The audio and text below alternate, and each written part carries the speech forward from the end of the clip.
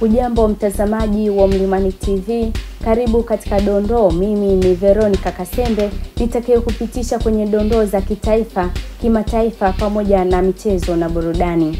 Nikianza na dondoo ya kitaifa ambayo inasema ofisi ya Rais Tawala za Mikoa na Serikali za Mitaa TAMISEMI imesema hati ya kibali cha kuajiri walimu wapya 15,925 katika mwaka huu wa fedha. Tayari walimu 13,105 wa ajira hizo mpya wameshapangiwa kazi. Mchakato wa kumchagua papa mpya unaweza kuwa na athari kubwa kwa kanisa Katoliki na waumini wake bilioni 1.4 duniani, ambapo mchakato huu unafanywa na makardinali katika kapela ya Sistine.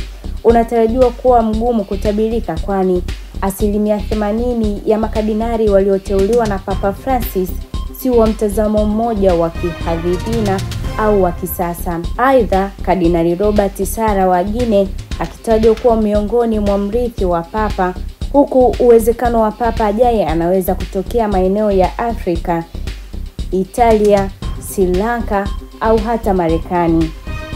Iwapo Kardinali Robert atachaguliwa kuwa papa, basi atakuwa papa wa kwanza Mwafrika kutoka karne ya 5.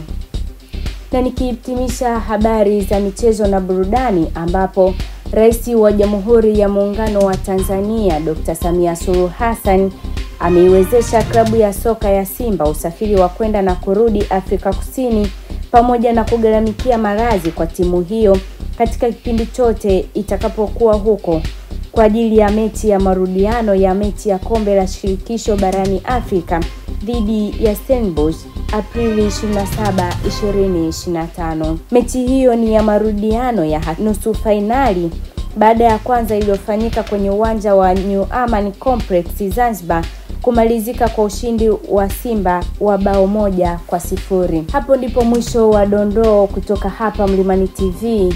Mimi ni Veronica Kasembe, kwa heri.